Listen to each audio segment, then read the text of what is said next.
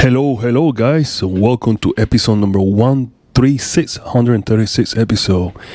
And I'm always grateful and happy for you guys and just joining and listening to this podcast on a regular basis. And today we'll be talking about the rise of plant-based meat alternative and how they are changing the food industry. So let's go.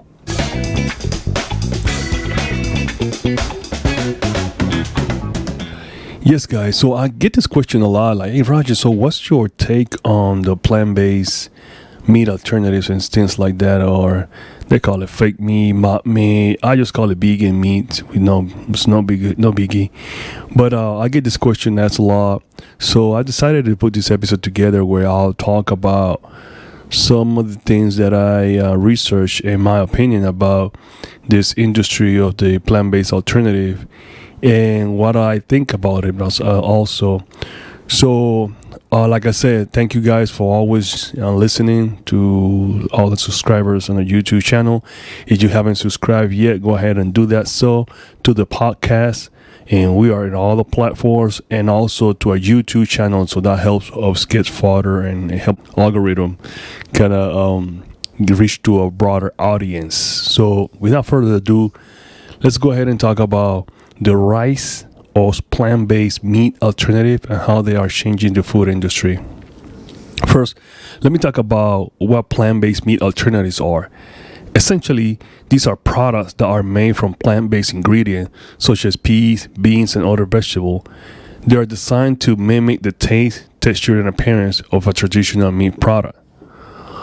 One of the main reasons for the rise of these products is increasing awareness of the negative environmental impact of the meat industry.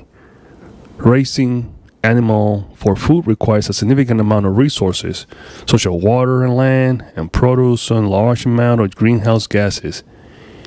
In contrast, plant-based meat alternatives require fewer less resources and have a much smaller carbon footprint. So not only is beneficial for the environment and meat, plant-based meat, but that also require less to produce this product. So that right there is a big benefit of this industry.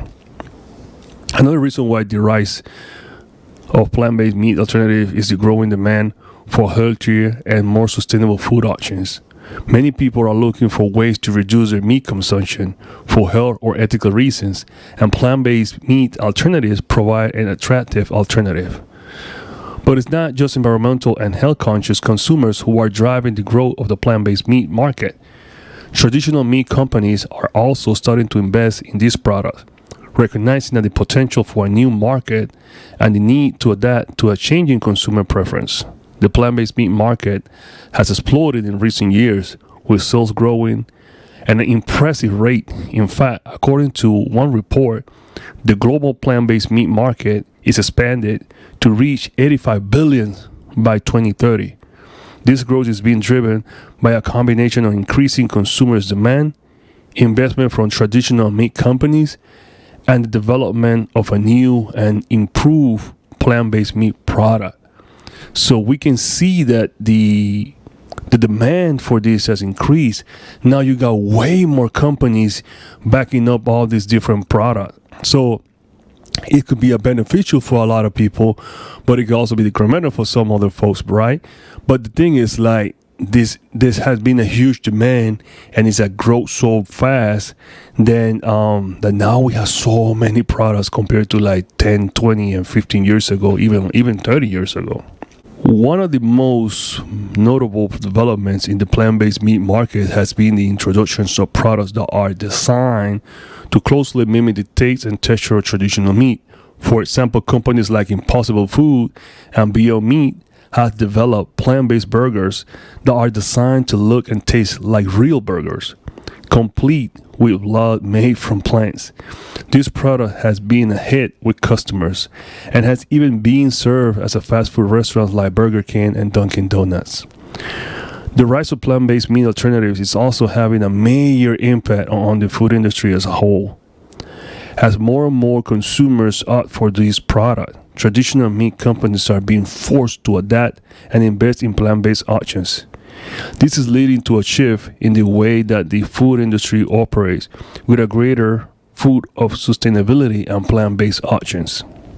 Of course, the rise of plant-based meat alternative is not without its challenges.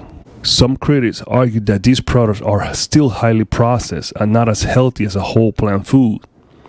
Additionally, there are concerns about the environmental impact of some plant-based meat alternatives, and some ingredients such as soy can be grown in ways that are not sustainable. Despite these challenges, it's clear that plant-based meat alternatives are here to stay and are having a major impact on the food industry. As a consumer, demand for these products continues to grow. We can expect to see even more innovations and investment in this exciting and rapidly growing market. One thing is, guys, is I get asked this a lot, so it's like my opinion. So I just give you guys understanding of how the industry is moving. So from a business perspective is, okay, so let's say you have a non-vegan restaurant that is offering vegan options now. Now they have a way to promote vegan, or at least offer vegan options that is more appealing to the masses. So they can include in their menu vegans option, because now they have products like these that allow people that are maybe non-vegans to eat this kind of product, and then vegans to actually have something to eat in places that are not non-vegan. So I see a huge benefit on that side. Now for vegan restaurants, well, there's also an opportunity to increase their revenue, their menu, and expand into having a way to promote other, or have other type of product, and more, so let's say have food that are more attractive to, let's say, non-vegan. So now as a vegan restaurant, you can have, let's say, a Beyond Meat or Impossible Burger in between your menu that is going to be a more attractive item or food for non-vegans, because usually if you're a vegan, you're going to be completely fine with certain type of food. So let's say, okay, you go to a vegan restaurant, whatever they offer, you'll be happy, you'll find something that you like, and then you stick with it. But maybe a non-vegan will be more, it will be more of a challenge to have him or her try, let's say, like a Buddha bowl or a quinoa bowl, for example. So he or she would rather have something that is more appealing to their eyes. And then a lot of that has to be with food that we are accustomed to eating in fast food places, like burgers and fries and hot dog and all these different things. So I see a benefit on that from a business standpoint.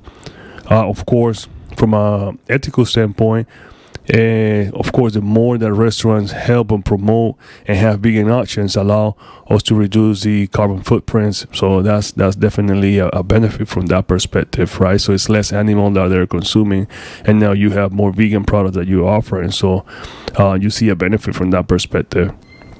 And that's from a health perspective. And this can be debatable, because a lot of people, like I said, they might say that these products are not necessarily healthy. But think about it from this perspective, right?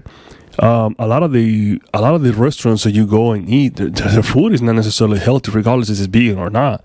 So if you go to a fast food restaurant, the food that they're offering is not healthy. So why we now mess with the vegan, unhealthy, or fast food version of vegan food, when we know that most of these places are not even healthy at all?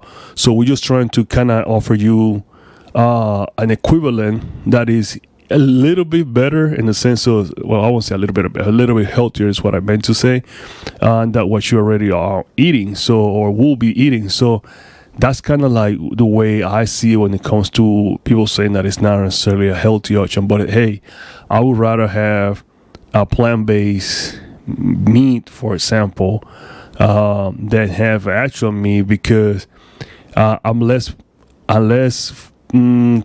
less chances of developing disease from a vegan option or from a plant-based option than from actually animal product or animal byproduct. So that's the way I see it from that perspective. So then I think a lot of these products are a good way to kind of transition. We call it transitional food because it allow people that are not vegan, or let's say vegans are just started, to eat some of this food and have the same feeling that they were having or have when they are eating, let's say, their conventional diet.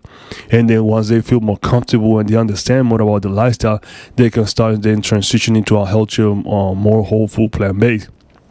For example, I know a lot of people when they started their vegan, they want to go straight and eat healthy right away. But honestly, if they don't have that real mindset, I always advise people to start with products like this. Even now and then, you want to have your Gardein, you want to have your Impossible Burger, things like that, because it kind of puts you more into,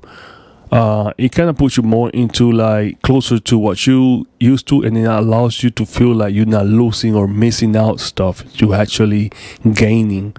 So we don't want you to feel like you are missing out on the food that I love eating, right? In the sense it's like, you're not eating what you used to eat, but now I'll put you in some mindset that basically you are just enhancing your lifestyle, and then you have the opportunity to eat some delicious vegan food, and this is similar to the food that you used to eat or you're still eating. So that's why I always advise for people to get a transition with some of this food instead of not necessarily doing it. So some of the meat alternatives that I like are Impossible Burgers is good. I like Impossible Burger. I like Beyond products as well, like I mentioned. Gardein also has some good products. And what else? Monster Farm is also a good option, good alternative. So there's quite a few brands out there. I would like to definitely hear what are some of your best or some of your favorite ones. So that way it will be nice to share some of the options that people have out there. But nonetheless, it's always great to see people trying some of these products and then finding some great result. Phil Rose is another one, a good brand, also really good product. Phil Rose, Tofurky, that's another good brand. Now in the holidays, a lot of people, during the holidays are like, well, what do I eat, what not? Tofurky has a lot of good product from, Tofurky is a specific one. You can definitely get a tofu-based turkey, and that particular Tofurky, come with the gravy and all that. You can get from Tofurky, you can get salami, you can get sausages, Italian sausages. You can also get this fish sliders. Well, not necessarily sliders. It's just these. It's just slices of like bologna and all the different meat that you do for sandwiches. Wow. So yeah, Tofurky is another great brand. They have a lot of cool options there as well. Here you can definitely find it. So there's so many now that you definitely want to check them out. Find the ones you like, and look for the brand that you like. Enjoy that brand, and then definitely, is that something that you like doing, including your diet. And once you start moving away from more processed food and you want to eat more whole food, then absolutely you can just completely start moving away from it. But at least then you have those options there, and then it's something that you can enjoy, family will enjoy, friends will enjoy, and it's great for, especially for, again, I cannot get tired of saying that this is a great food for non-vegans and for people that are transitioning.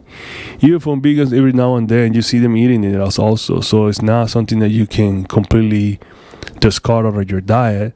Although we all know that for optimum health, you want to eat whole food, plant-based, right? So we all know that. So thank you guys for listening to this podcast. The rise of plant-based meat alternative and how they're changing the food industry. Hope you guys found it interesting and informative. So I'll see you guys the next time. All right, guys. Bye.